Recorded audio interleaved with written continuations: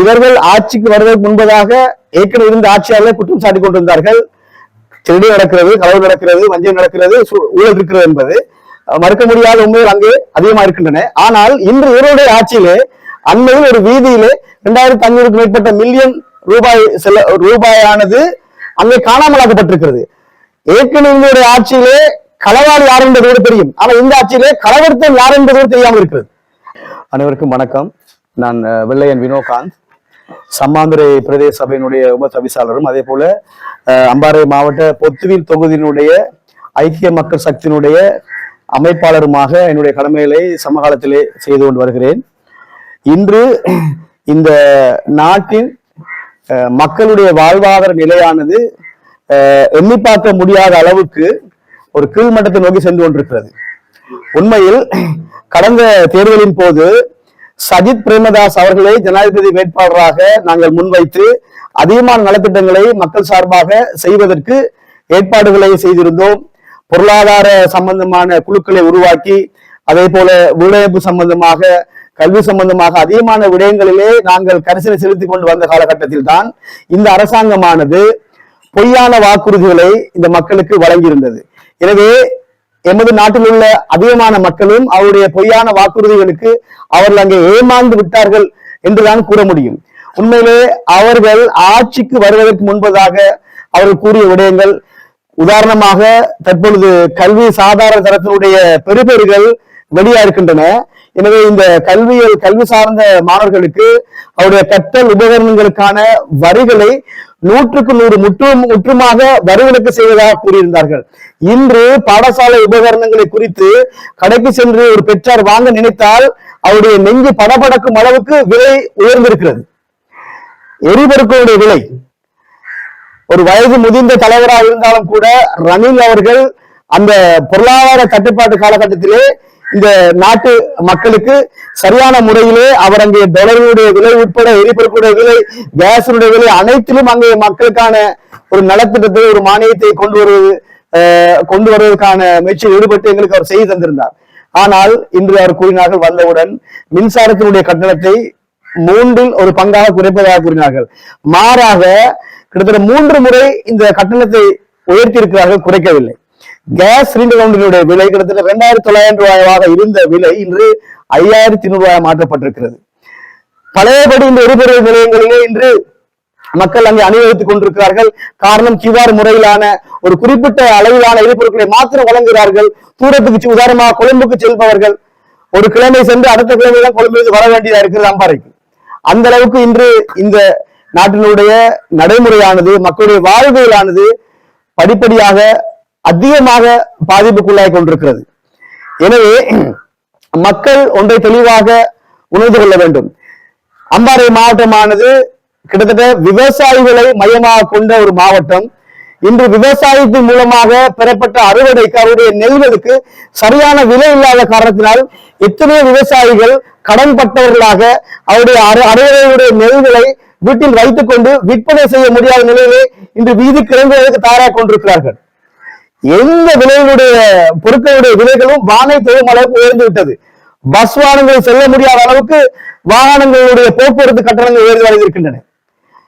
சாதாரணமாக ஒரு சிறு கைத்தொழில் மூலமாக ஒரு கடையிலே ஒரு முதலாளியானவர் 1 லட்சம் ரூபாய் முதலீடு செய்து 10,000 ரூபாய் அவருக்கு லாபம் கிடைப்பதாக இருந்தால், இன்று அந்த 10,000 ரூபாய் சம்பாதிப்பதற்கு அவர் 10 லட்சம் ரூபாய் முதலீடு செய்ய வேண்டியதாக இருக்குது. அந்த அளவுக்கு பொருட்களுடைய விலைகள் உயர்ந்திருக்கின்றன. எனவே இந்த நாட்டு மக்களை பார்த்து குறிப்பிட விடயம் என்னவென்றால், எங்களுக்கு 2029ஆம் ஆண்டிலே எங்களுக்கு ஒரு தேர்தல் வர இருக்கிறது. எனவே கடந்த கோட்டபாயாவுடைய ஆட்சி காலத்தின் போதும் நாங்கள் வலியுறுத்தி கூறினோம், இந்த நேசரி பிள்ளைகளுக்கு நாட்டை வழங்க வேண்டாம் என்று கூறினோம். ஆனால் அதையும் தாண்டி அவருக்கு ஒரு பெரிய ஒரு 3/2 பங்கை இந்த மக்கள் வழங்கி இருந்தார்கள். ஆனால் 2 வருடத்திலே இருப்பதற்கு இடம் தெரியாமல் அவர் அங்கே ஓடிவிட்டார். இன்று இந்த அரசாங்கத்தின் நிலைப்பாடு அதுவாகத்தான் இருக்கிறது. நான் நினைக்கிறேன், இந்த நிலைமை நீடிக்குமாக இருந்தால் ஒவ்வொருவரும் கொழும்பை நோக்கி அல்ல, தங்களுடைய மாவட்டங்களிலே அங்கே வீதிக்கு இறங்கி விடுவார்கள். அந்த அளவுக்கு சென்று கொண்டிருக்கிறது நிலைப்பாடுகள். எனவே பெரிய ஒரு எதிர்பார்ப்புக்கு மத்தியில் இந்த அரசாங்கம் ஆட்சி அமைத்திருந்தது. ஆனால் இன்று அந்த அப்படியாக அமைக்கப்பட்ட ஆட்சியினுடைய விளைவானது மக்கள் மத்தியில் ஒரு பெரிய ஏமாற்றத்தை அளித்திருக்கிறது என்றால் அது மிக இல்லை என்பதுதான் இங்கே பொருள். பாராளுமன்றத்தில் கூட கிட்டத்தட்ட 159 இருக்கிறார்கள். ஆனால் 159 பேரும் அங்கே பேசுவதில்லை. குறிப்பிட்ட ஒரு சாரார் மாத்திரம் தான் பேசிக் கொண்டிருக்கிறார்கள். அவர்கள் பேசும் விடயங்கள் கூட உண்மைக்கு புறம்பான விடயங்கள் தான். அதிகமான பொய்களை அவர்கள் அங்கே கட்டவிழ்த்துக் கொண்டிருக்கிறார்கள். தேர்தலுக்கு முன்பதாக கொடுக்கப்பட்ட எந்த வாக்குறுதிகளையும் அவர்கள் நிறைவேற்றவில்லை. எனவே இன்று நாட்டிலே 3 வேளை உண்டவர்கள் இன்று 2 வேளை 1 வேளையாக அவர்களுடைய உணவு பழக்கமானது குறைவடைந்து செல்கிறது. கிராமப்புறங்களில் வாழக்கூடிய மக்கள் அவர்களுடைய வாழ்வாதாரம் இல்லாமல் உணவுக்கே திண்டாட வேண்டிய ஒரு சூழ்நிலை உருவாகி இருக்கிறது.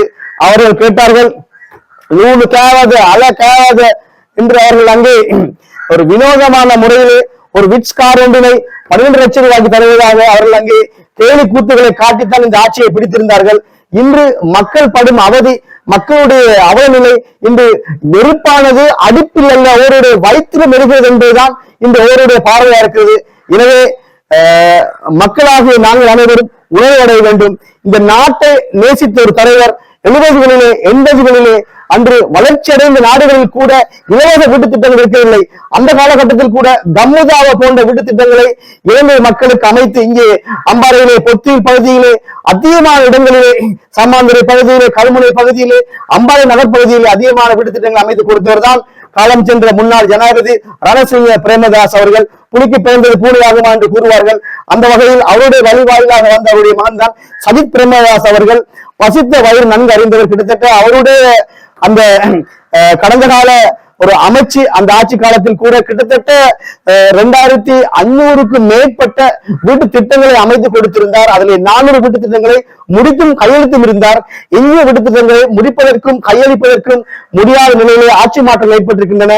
எனவே அந்த வீட்டு திட்டங்களை முடிப்பதற்கு, கல்வியிலே ஒரு புரட்சியை செய்வதற்கு, வாழ்வாதாரத்திலே பொருளாதார என்ற எத்தனையோ விதிப்பகங்கள் மூடப்பட்டிருக்கின்றன.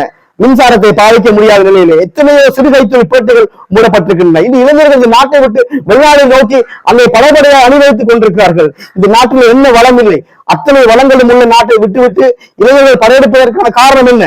சரியான ஆட்சி முறைகள் இங்கே அமையவில்லை என்பதுதான் காரணம். எனவே அடுத்த முறையாவது நாங்கள் தற்போது கற்றுக்கொண்ட பாடங்களை வைத்துக் கொண்டு நல்ல தலைவரை, சஜித் பிரேமதாச போன்ற ஒரு நல்ல தலைவரை இந்த மக்கள் தெரிந்திருக்க வேண்டும் என்பதை நான் மிக ஆணித்தரமாக இந்த சந்தர்ப்பத்திலே இந்த ஊடக சந்திப்பின் வாயிலாக தெரிவித்துக் கொள்கிறேன். இவர்கள் ஆட்சிக்கு வருவதற்கு முன்பதாக ஏற்கனவே இருந்த ஆட்சியாளர்களை குற்றம் சாட்டிக் கொண்டிருந்தார்கள்.